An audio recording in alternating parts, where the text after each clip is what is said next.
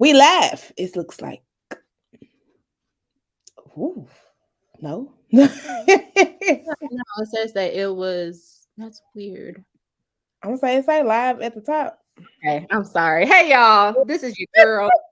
I'm, it's just been, it's It's Monday. Monday, Kelly, and it's Monday Night Live. Happy Monday, Vanna. I'm happy to see you. You know what I'm saying? Because you I be know it's been a minute. But you've had some guests here.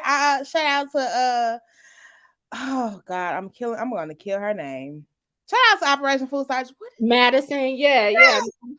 I'm so sorry, Madison. It's Monday. It's Monday. She knows. She knows. Shout out to her. We had a very informative conversation last week. I learned a lot. So shout out to her and Operation Food Search and everybody that is doing the work with advocating on behalf of us at the state level, because that's a whole other piece. Okay. Whew. People don't know. That's a whole nother ball game. And you said state level with that, because we just be talking about local here, and it's some stuff. Hello, that I like how you said that. It's some stuff. It's some. Yeah, you got to keep it safe a little bit out here. I know, but now, you know what I'm saying? A whole lot of stuff, but it's some stuff. Okay. I know, it'd be interesting though. It's so interesting. I just called myself earlier. I was like, I'm a political nerd. I'm walking into that. I'm walking into that space. It's okay. It's okay. Because we need to be involved, right? And we're going to talk about why. Because Kelly, these voter turnout. I know. So, y'all, we are starting tonight with the city. Shout out to the city, my fellow city residents. We had a primary election on the so not last week, but the week was it last Tuesday? Was it Tuesday? It was the Tuesday before, I want to say. The Tuesday before? Okay. I know, bear with me, y'all. Sorry. It's Monday. So I wanted to get into these primary elections results. So first off, I am a bit of a nerd. I like, I like to see, these numbers, especially when we're talking about voter turnout and what is given in local government. And so overall, y'all, 12.64% of registered voters came out to vote in a primary. Again, these are registered voters, 12%. Wow. That's crazy. So that is crazy. A lot there. But again, I want to see, okay, we got the overall snapshot, right? So like, what are we looking like in each of the individual wards? And also I kind of wanted to put people pictures up there, because now we know, like, we know who the runoffs, we know which candidates will be running off against one another, because the primary was kind of, clearing the field, you know what I'm saying? Now we know it's down to the so let's start. We're gonna start with the south side. So first ward, we got Ann Schweitzer facing off against Tony Kirshner. Ann is a current alderwoman. Her name sounds familiar. That's probably why. Okay. Yeah, she's the current alderwoman. And the turnout there was damn near 16% of folks. That is crazy. We got the second ward. So the finalists there are Thomas Oldenburg, another current alderman, and Mr. Phil Menendez, who's a newbie, right? Okay. As far as from my understanding, serving in public office. And then I highlighted the voter turnout there because that's the second ward is the ward that came out to vote, y'all. Okay, that's the highest voting percentage in the entire city for the primary elections. That's crazy. So I just wanted to lift that up. That is crazy. So we're going to go to the third and the fourth ward. So the third ward, I mean, it is what it is with that. Mr. Shane Cone, he's a current alderman. So didn't nobody else file. So, he's that dude. So you had like 5% of people came out because it's like, so he already in. I already know. So But So that it's was, people out there that's gonna make their voices still be heard and probably still said no to him. I I'm just mean, saying. I Hey, know, that's but consistent. the low turnout, wasn't too surprising there. The fourth ward, so the final two, we got Joseph Vaccaro and Brett Narayan. Both of these folks are current alder people. Okay. Can I ask you a quick question? Yeah. So, was there anything else on this ballot but Nope. besides? So yeah, I wouldn't really show up either then, because And if you then have nobody else to vote against, yeah, yeah, and then our president of the board of aldermen was also on the ballot, but she was she's she running unopposed. yeah, so So nobody's it's running against like, her. Oh, that yeah. so again, I can see that, like, if it's like, okay, we got two candidates and we're gonna have to vote for these people in April, whatever. Anyway, like,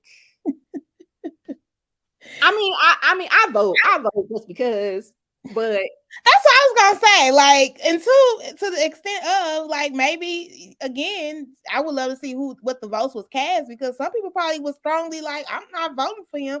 I don't care if he is the only candidate. But then again, I'm just saying that could yeah, have been the turnout, because people want to hear, they want to make their voices heard regardless. So some people believe in that. Some right.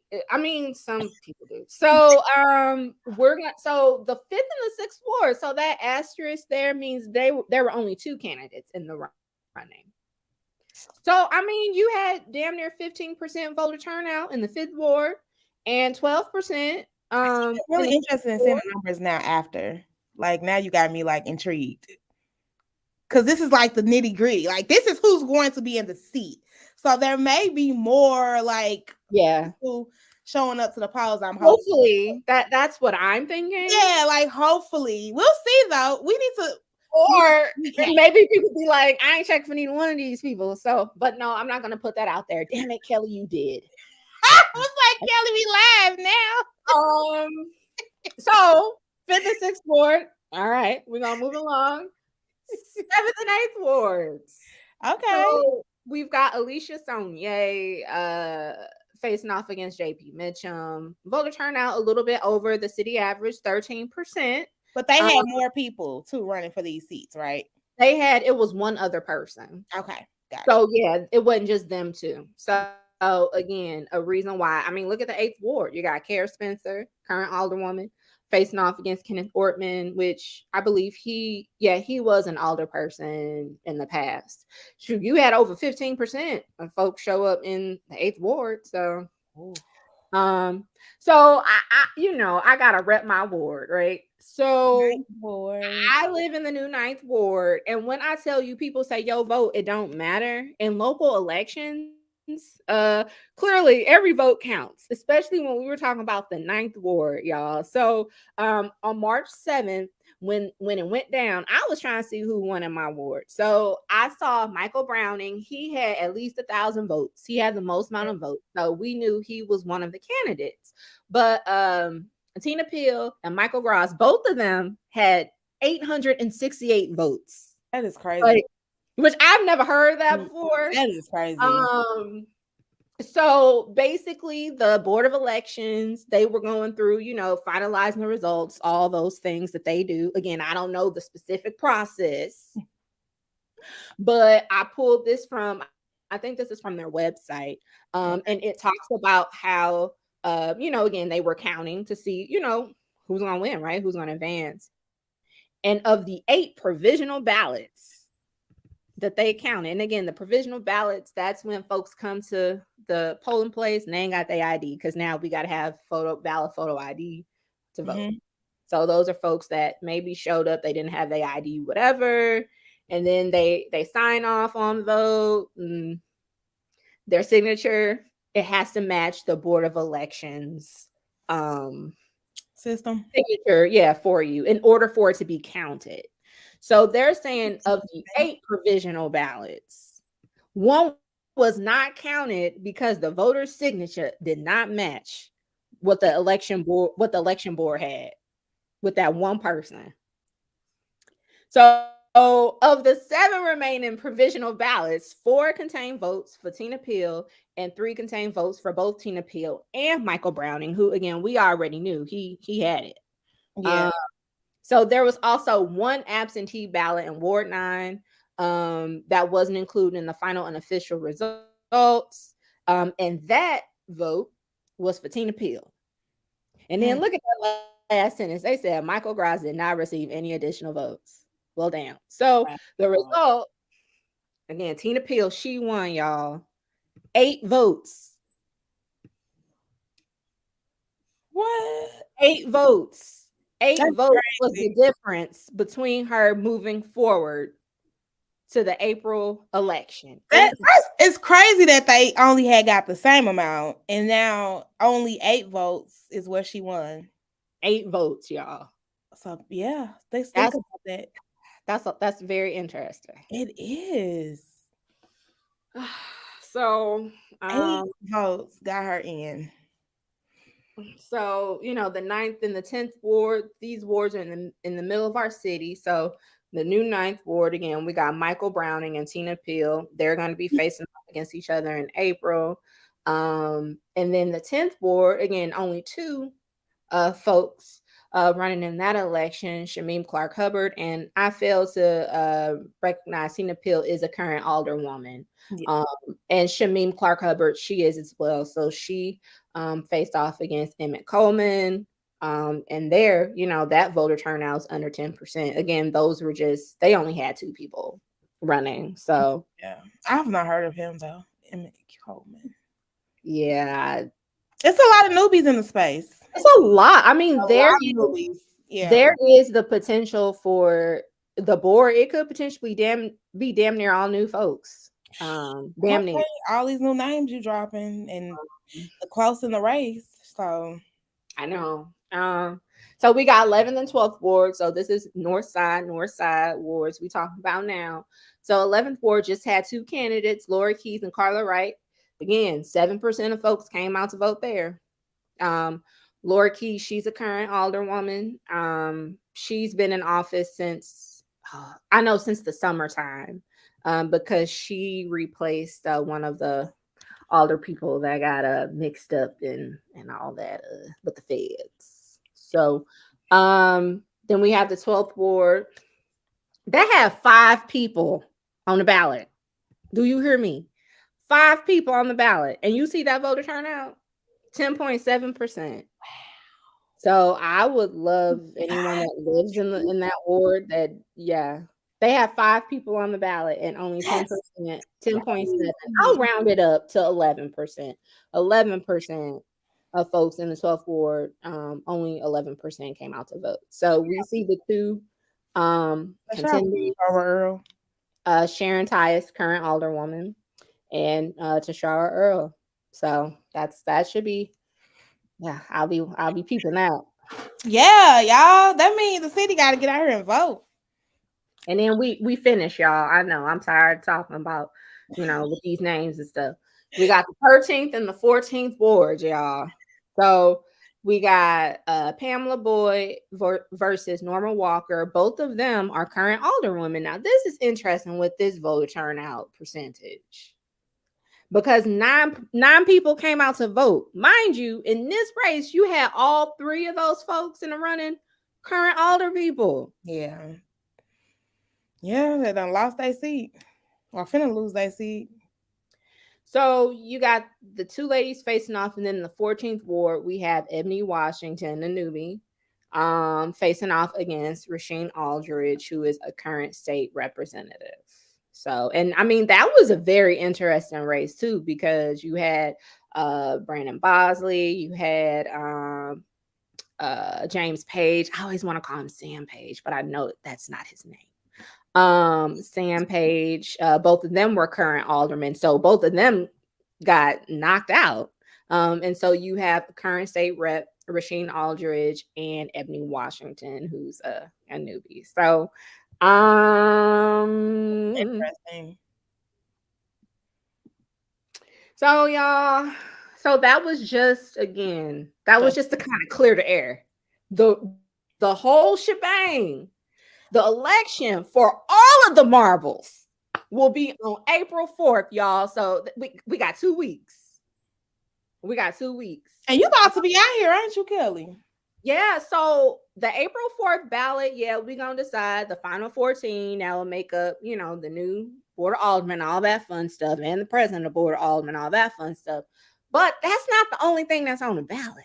Mm-mm. So feel free, Transform 314. We finna be out here. I'll be more specific about what that is given towards the end of the show, but you will have the opportunity to talk about the April 4th ballot, not one time, not two times, but three different times. Yes, Transform 314 will be present in real life, outside, engaging with community, to talk about all things April election. So I don't want to hear people, I care what's going on. You got three opportunities and we'll share them at the end of the show. But I like to, we got to plant that seed right now. Okay. So you about to be outside. Yeah, and you gonna be with me for a couple of those things.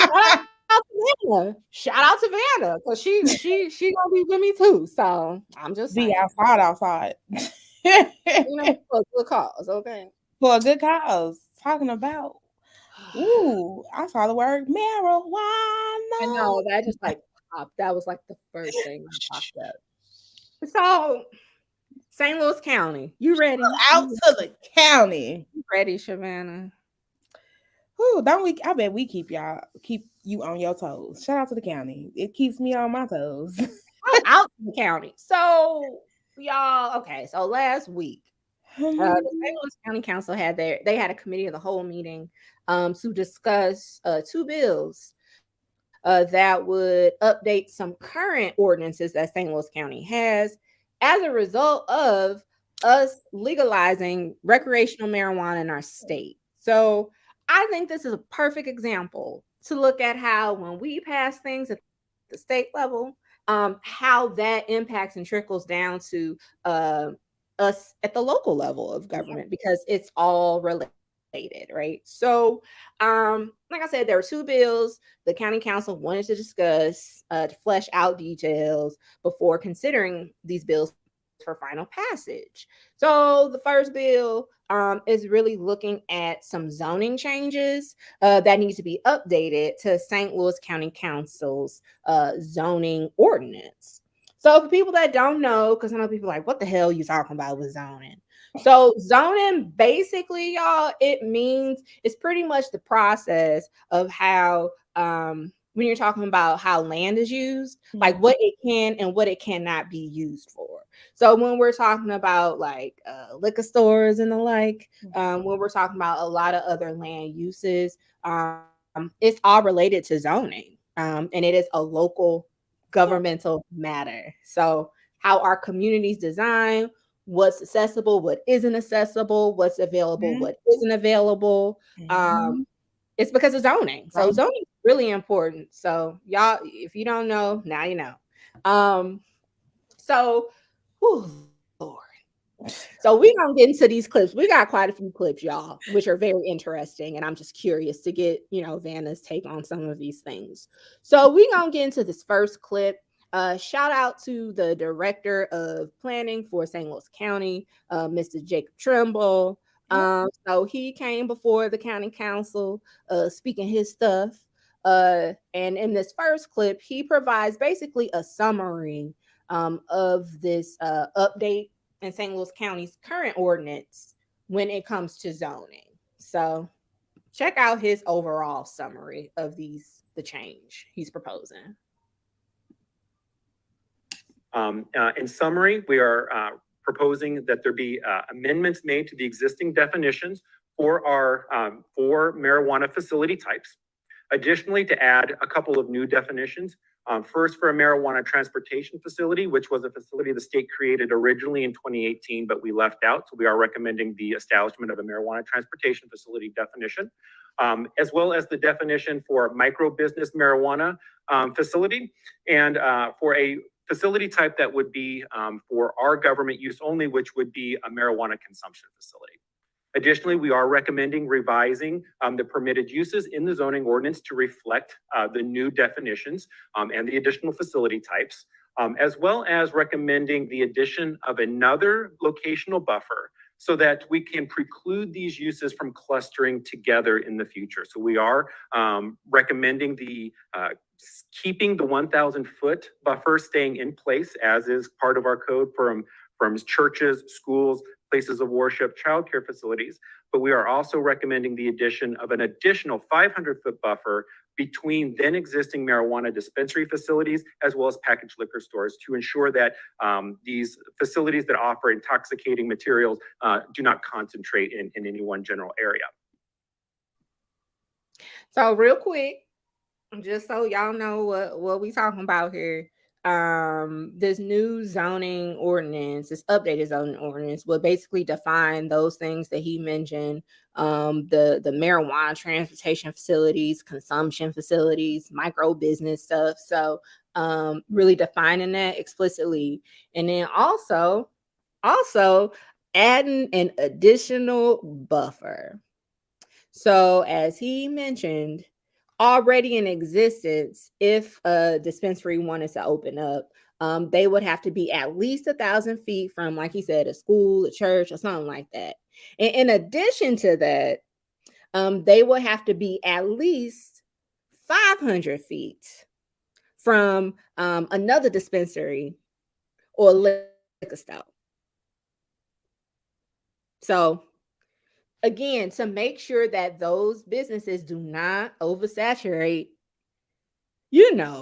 our communities. He didn't say that, but I'll say that. So what do you think? What do you think about that, Vanna? I say I was saying they will. How many times you go and you be like, how many liquor stores we need? And if it ain't just a liquor store selling it, you got a bar, you got a Dollar Tree. Anyway, let me not. Dollar Tree don't sell liquor. Not yet. But anyway, well, some of the dollar stores do, but okay, that's another Family conversation. Dollar, yeah. Some of those Family Dollar stores, I guess, or whatever. But again, I think it's great that they're thinking about that. First off, I am interested in knowing what this marijuana transportation thing is, though. Like, what is that? What does that entail? Is this like how people are importing, or I don't know. Like, what does that mean? Like, I don't know. But I just really am interested in that part, to see what that means. But I think it's great that they're putting in these zoning spaces. I agree they need to be far away from schools and other liquor stores and things like that. So it's interesting, but it's glad that they're thinking about that, because usually our communities are like, hey, it's bringing us money, so let's put them all. Just bring them. We're making revenue. Bring them. It doesn't matter. No, it does. It does. You should have more than just liquor stores and weed spots in your community. That part. So to your point, and people, if y'all are curious and you want to learn more about the transportation, marijuana situations, and then the micro businesses, feel free to go to Boxcast. You can listen to the full presentation because there are some slides that spell out what those facilities are. So I'm just putting that out there for other folks that are curious about those other facilities. Yeah, that is interesting. Yeah, but one of them, because I was like, what is this one? Is the consumption facilities. So I want to play this clip for Mr. Trimble so he can provide, an overview about what this facility is. Now, what I want to ensure and clarify is that marijuana dispensaries are tightly regulated in the state of Missouri. And from our reading of state regulations, you cannot consume marijuana products on site at dispensaries. And the only place to buy any marijuana in the state of Missouri will be at a licensed dispensary facility. So we have licensed dispensary facilities, and the state does not permit you to have consume on site at dispensaries. However, what we have seen in other states is that some of which have similar regulations, although some states do permit you to consume on site where you buy the product, Missouri not being one of them as we read the regulations, is that individuals sometimes will open a facility type where you just go, you take the product that you have and you go to that place to consume marijuana for any number of reasons, and as a business decision for them to decide for themselves. And so as a sort of last backstop in terms of a land use regulation. The department did recommend the creation of this facility type so that if anyone did determine that they wanted to open that type of facility, the Planning Commission could do an analysis to ensure that it did meet good planning principles and that it was desirable for the community.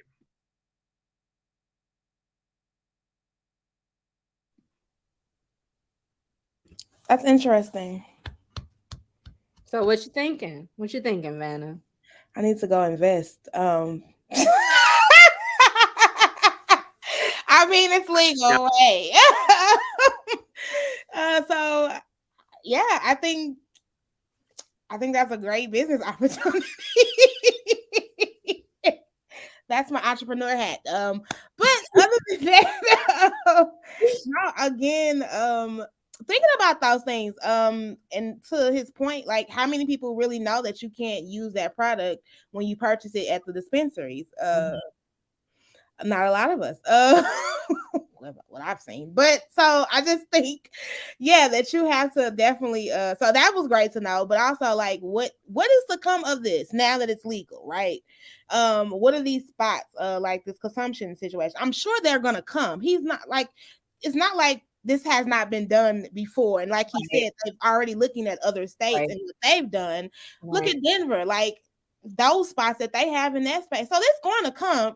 So it's like they're trying to get ahead of this before it gets, which I think is great, before it impacts our communities. And like you said, we'll be oversaturated with them and then they can't take them away because they got them. So I think this is really intelligent and really smart to do.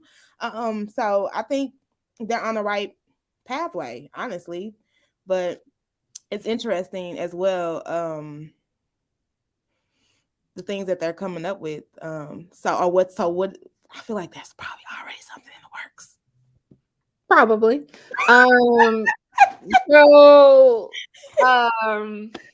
So I'm excited to see what that will unveil. But so we'll see. So y'all know I'm the clip queen, but I promise there's a reason for these clips. So receipts. It's called receipts. Councilman Tracus, he had some.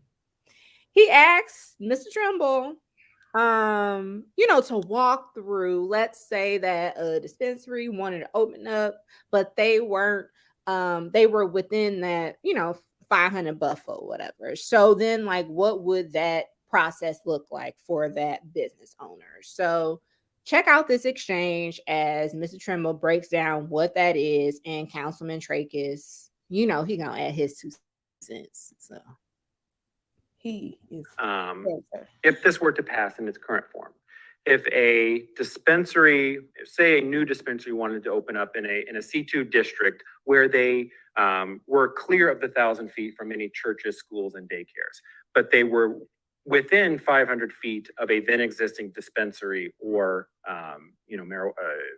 liquor store, then they would have to, we would measure that as part of their application and say, you don't meet, you're gonna have to go in front of the Planning Commission and indicate and establish why this is appropriate for our residents and for our community. And then they would go through the standard CUP process. Once they sold that to the commission would issue a conditional use permit, right? If depending on the situation, they could, or they could have the authority to do they have the authority. So help me understand then, on what basis the council could override that issuance of a CUP?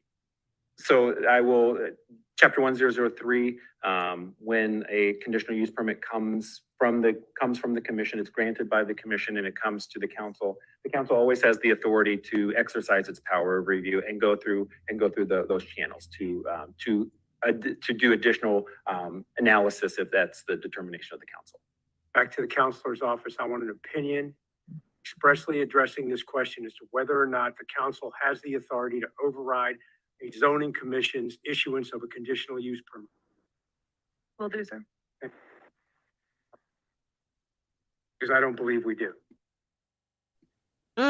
So again, y'all, CUP, it stands for a conditional use permit, which businesses, they have to appear before the Planning Commission to apply for if there's like a change in zoning, or if something, if they have to go through again, like another process that conflicts with St. Louis County's current ordinance. So they go through the planning commission. The planning commission provides their recommendations. And so what Mr. Tragus here, Councilman Tragus here, is getting at is he's trying to get some clarity if the county council, if they have the power to overturn the planning commission's decision, if it were to come to a CUP being given to a dispensary that's opening within that buffer. So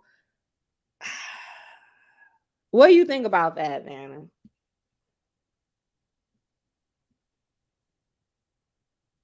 Oh, you muted. I'm sorry. And I was plugging my laptop in and it kind of just switched up on me. I was like, oh, wait, what happened? Where'd she go? I lost her. Hold up, come back. Because it was a girl. Anyway, woo, life in. But I think I don't know how I feel about this, Kelly, because I get the checks and balance. I don't know if it really does that though here. I don't know. And I think that's something that for me is really needed because if say they have the authority to say like no or yay, where is the community's input? I guess that's my thing about this. Like, what is the community? And this is why I'm big on community being on boards and commissions in these spaces, because you can't be on the zoning commission. I'm just saying, but plug. So I'm just saying, like, so how do we know if this whatever decide or decision that's being made is what's better for a community?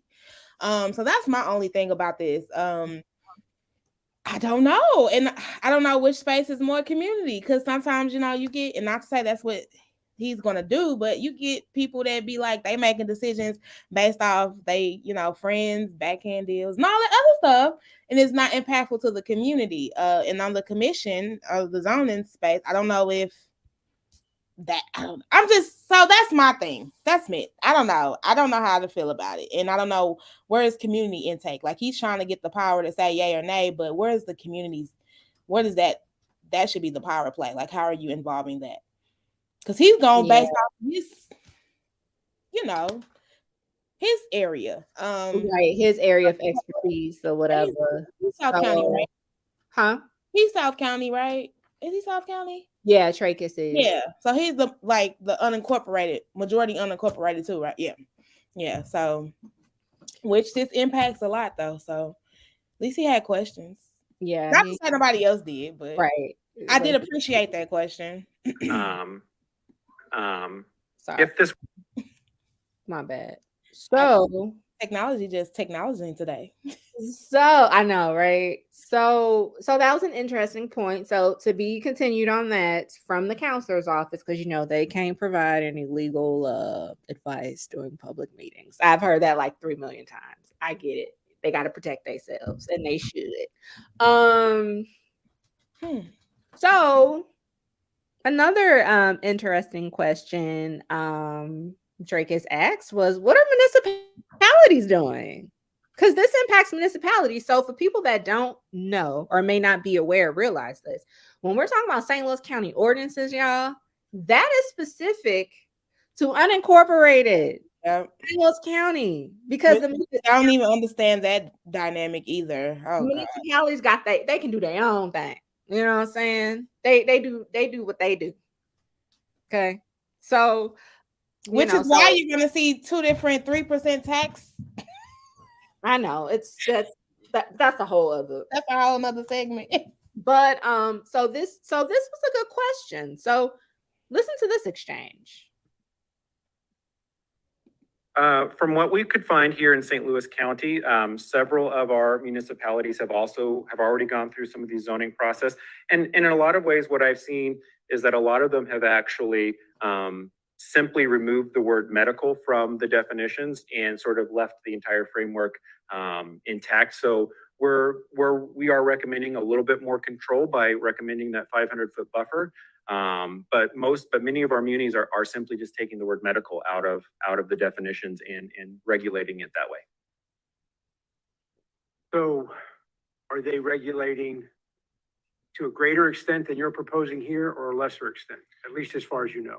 As far as I know, they are simply taking their medical framework and converting it to a comprehensive slash micro business framework. So I would argue that our 500-foot buffer we did take a little bit more.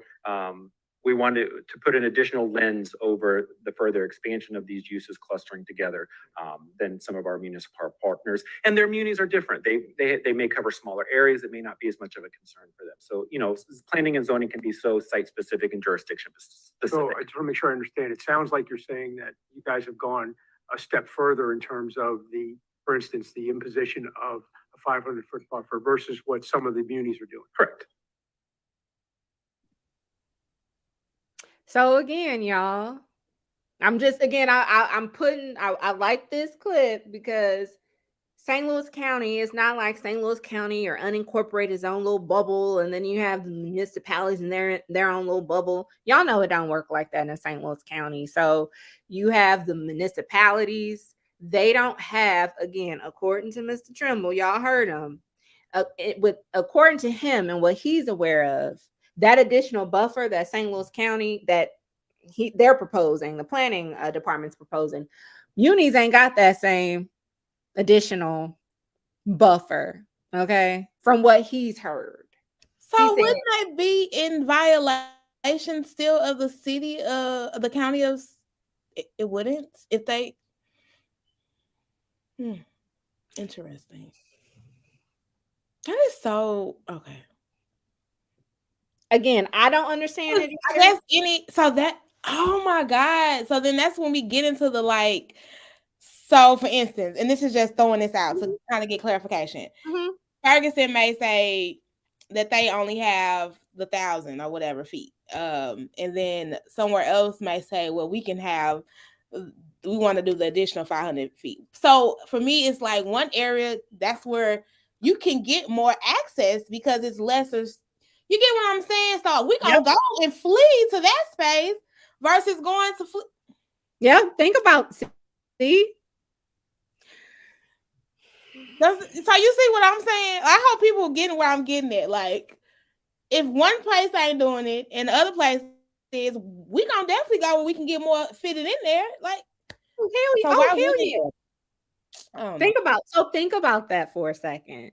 And what does that mean and how does it impact these municipalities, especially when we're talking about Black municipalities, specifically when we're talking about North County, baby. So if anyone is out there listening to this here conversation, please make sure holler at your municipality. See what they're giving when it comes to zoning, when it comes to these recreational marijuana dispensaries. Please have that conversation with them. Ask them, hey, are you working with St. Louis County? Because we know they working on something like this too. That would be help for real. If anyone does that, please let us know. Let us know the response of your municipality, because hell, I would love to know. I would too. I really want to know. Because that's the problem. We not on the same page. We not. No. Regionally, we doing two different things. And hell, I don't know what's happening in the city. But that's a whole, I don't know. But I mean, y'all still at least have like this one government body that entails all of y'all, space. Like, we literally have levels to this. And it's so like, I know it's trash. They to be doing this and they one street over. That's where we're at. So again, people out there on the internet, please holler at your municipal officials and ask them, are y'all working with St. Louis County to coordinate these zoning laws when it comes to recreational marijuana? No, because some of them ain't even doing recreational. I went and heard through the grapevine that some spaces ain't because they can't, because of their municipality. So I was like shocked to hear that as well. Yeah, so municipalities definitely make a difference. Some are not doing recreational, some are only doing medical because they're trying to figure out, I guess, the tax thing, but whatever. So just. So we're gonna move along. This is the last clip with Mr. Trimble. Shout out to him. He looks stressed out right here. I know, you see the still shot. Oh man, he look a little stressed out now. Shout out to Mr. Trimble, Jacob Trimble. Shout out to you, man, because that ain't easy. I know that ain't easy. Especially having all these questions being fired at you from the Mr. Councilman Tragus. So shout out to Jacob. Shout out to you, man, Mr. Trimble. So this is the last thing. This is the last clip because again, the consumption facilities. So I just wanted to play this clip because somebody was gonna ask from the council about these consumption facilities, and it was Trachis, Councilman Trachis. He gonna ask the question. So I'm gonna just play this clip as they discuss that. At least as far as you know, would it be permissible and legal for someone to consume alcohol at a marijuana consumption facility? That is a question that I think I would like to perhaps be able to consider a little bit more in depth, if that is reasonable for you. It's absolutely fine, and I'll again ask the counselor's office to opine on that as well. Madam Chair, that's all I have. So yeah, again, will liquor be sold there or no? To be continued. When he's making a statement, is that like him doubling down on his staff to write that down or check with that or something? So when he asks, when he refers to the counselor's office, he's asking them to check to kind of see from a legal standpoint what that's given. So checking, looking at the state, whatever this thing that we just approved as voters, looking to see kind of what that language is given, and then to determine, to make sure we gotta make sure we align with the law, right? Okay? Exactly. Yeah. Okay, I just wanted to make sure. I'm like, who are we talking to? Okay. Yeah. So that's the the county's attorney. Gotcha. So makes sense. And they can't share that kind of information in a public meeting. So yeah, they have to have closed meetings for those things. So all right. So next up, okay, batter up, right? So next up we have the director of Parks and Rec, Brian Schaefer. And so why is he here? So I'm gonna just play this clip so he can explain why he's even at this meeting, giving his 2 cents on this topic. With the marijuana laws changing, we did get some questions about whether or not we were going to enforce any regulations as it pertains to marijuana smoking. We're looking at it comprehensively, just smoking in general. The current regulation within the county prohibits smoking in sports arenas, outdoor sports arenas, and it was very general. We kind of applies that to like baseball fields, soccer fields, those types of facilities. I talked to Dr. Cunningham and her staff, and we thought we want to be more specific when it comes to recreational facilities. Basically, we want to prohibit smoking in general anywhere where people gather, where they outdoors exercise, eat, or play. So we're talking about like amphitheaters, picnic shelters, playgrounds. Exercise would be like ball fields, soccer fields, those types of facilities. So just more general. We weren't looking at to prohibit smoking in parks altogether, but just in places where people gather and exercise and eat. So again, not looking to prohibit in all parks and places, but in certain areas where people, I think he said, exercise and eat and kiki and play. Ain't that's all of the park anyway, but I don't know. So this, what my question is, because what we do, how's this gonna be enforced? Okay, that's what I want to know. How you gonna enforce this? I get it. Just like they enforcing it now, Kelly. What you mean? Well, I want y'all to hear it from the Parks and Recs director guy. This is his thoughts on how his department, if all this stuff passes with these changes, how his department would enforce this ordinance.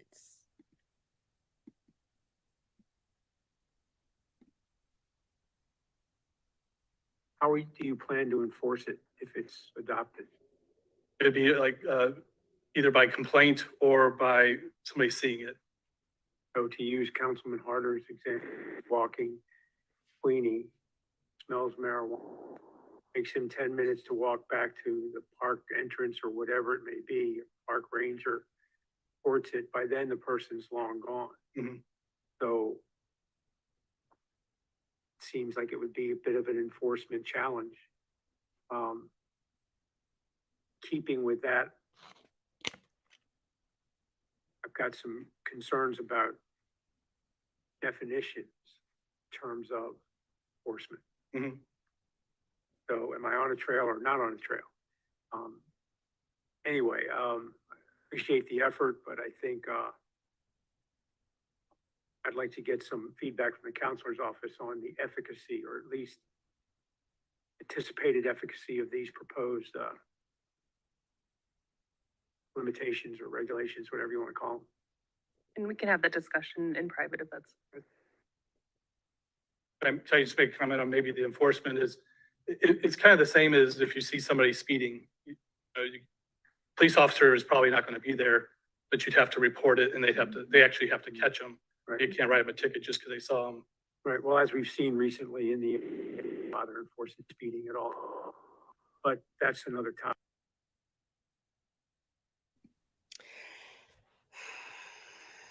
Yeah. Okay, I'm gonna just go to the next clip because I'm not in trouble. I'm not gonna get caught up. Nope, I ain't gonna get caught up. And what can you say to that? So the last clip, Mr. Schaefer, I'm sorry. Councilman Trachis asks again, great question. What are other municipalities doing? How are they legislating when it comes to this issue of folks, you know what I'm saying, and the Mary J and everything? So Mary J. yes. So listen to this response. Like I said, there's some municipalities within St. Louis County.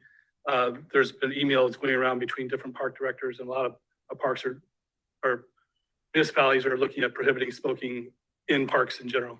Gotcha. Is that something that would be viable for St. Louis County? I think with our the 75 parks and 12,700 acres, it'd be pretty difficult to. Thank you. So yeah, in the municipalities, they saying, no smoking, period. But like he said, how are y'all? Well, again, yeah, they enforcing it just like they enforcing it now. Shout out to them.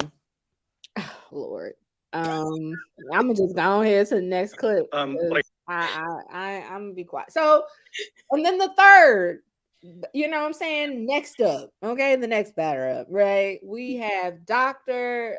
Cunningham. She is the fairly new health department director for St. Louis County. So she's here because she introduced legislation also. Well, she helped kind of like she's spearheading the change in current St. Louis County legislation that is referred to as the Clean Air Act.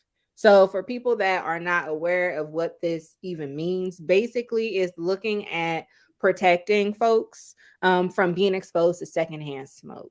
So obviously, you know, the Clean Air Act, that was kind of geared towards tobacco smoke, right?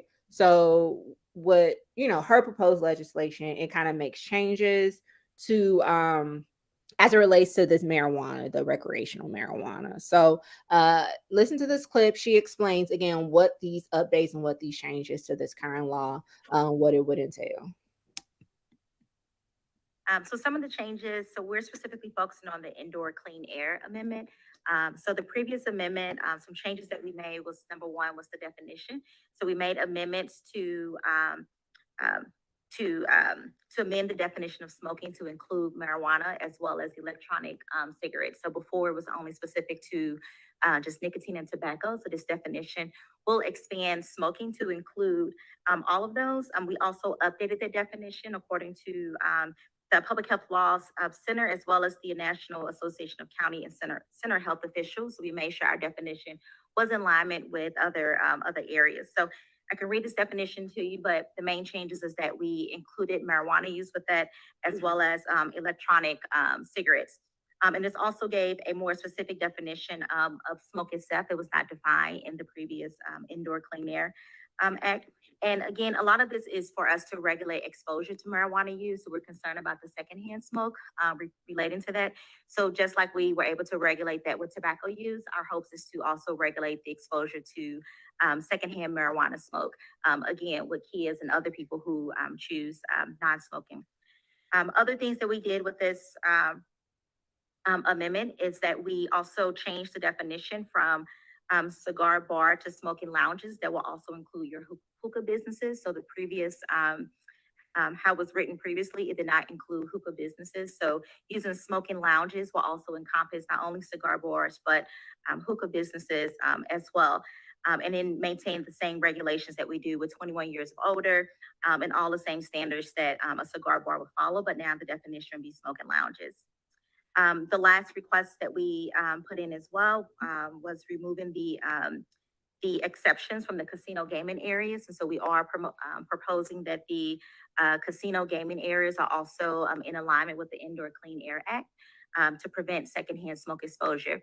The reason for that is because casinos do have restaurants. You do have kids that also visit those areas. In addition, you have people who don't like to be exposed to secondhand smoke. And even though you may try to separate out a tobacco area from a non-tobacco area, smoking from non-smoking, the smoke can penetrate into the walls, the floors. So even though you say this place is particularly non-smoking, if you have an area that does allow smoking, you're still essentially exposing someone to secondhand smoke. So we did want to remove that. So I mean, to me, it sounds fairly straightforward, in my opinion, right? It does. It really does. Just trying to be more incorporated with all the things that's happening, and all of the new spaces. Because hookah is really out there now. Like they have hookah bars and things like that too. So, yeah, makes sense to me. So, you already know what I'm about to say. So, the council people, they provided their thoughts, to the bill and the legislation and all of that. So, Councilman Trachis, yes, Councilman Trachis, strikes again. No. So, listen to what his comments regarding these proposed changes. Starters, for the record, we didn't receive your bill until slightly more than 3.5 hours ago. So no one in this dais has had an opportunity to go through it. So on that basis, I'm not comfortable green lighting this thing today. In fact, I may well be requesting a committee to hold on your bill, because obviously you're talking about wholesale changes, significant regulation, and with all due respect, I know you weren't here, but less than 2 months ago, your department was found to be grossly wanting in terms of its regulation of a hookah facility. They claim no tobacco products were being used. The owner came up and admitted, right where you're standing, that in fact they were using tobacco products. I've got serious concerns with your department's ability to regulate anything you're proposing here. So again, what he's talking about had nothing to do with Dr. Cunningham. She was not there. Which he said. So why would you even continue if that was not something because he wanted it on the record. And isn't she clearly trying to put in place? Is she not trying to put those in place that you just said, I'ma hold on? He wants it on the record. That's what he wanted to put it on the record. So he's got it on the record now. Shout out to her though. But this is what I mean when I say, Kelly, like, how do we get forward when we do things like this? Like you said, because he had to put it on the record. Like, she wasn't there, clearly. You said it, right? She clearly wasn't there. So she's now trying to be here, be present, and move forward. Why can't we focus on what she presented today? I completely agree with you. I completely agree with you on that.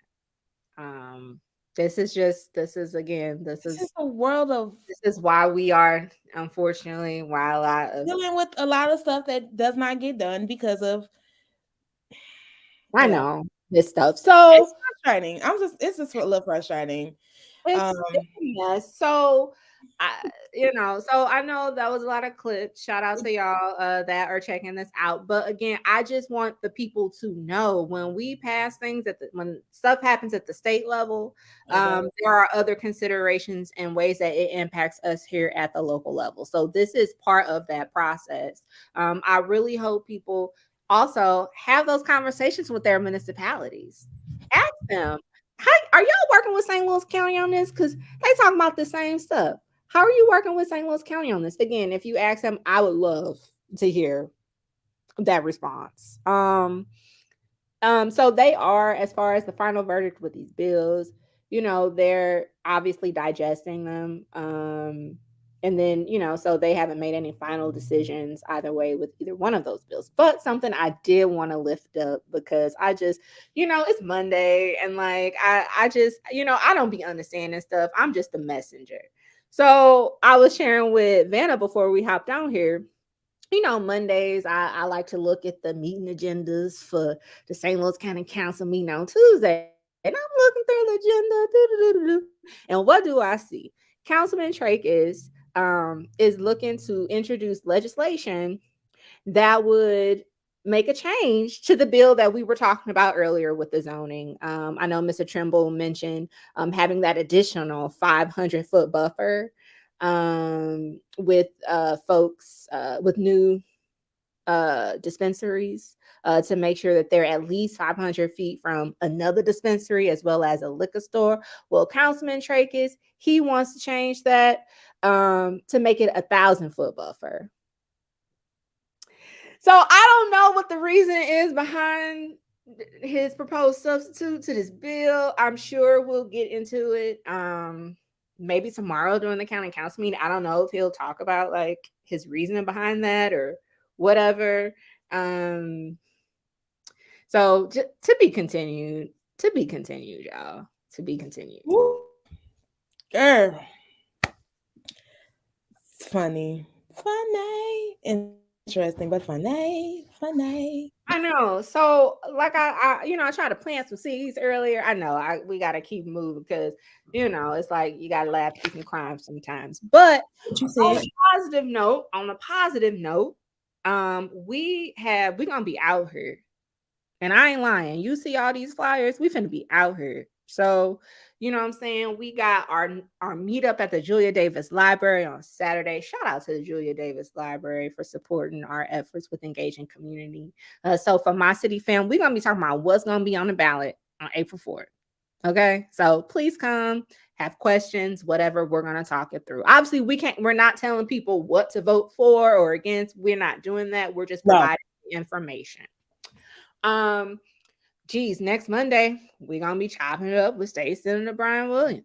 So that should be an interesting conversation to see what he's got shaking. I know he has a lot of efforts focusing on gun reform, so at the state level. So we'll see what that's given. Also, on the 30th, we back at it again, kicking it for a cause with Vanna, and shout out to Alan. So we will be back at it again at the CAM.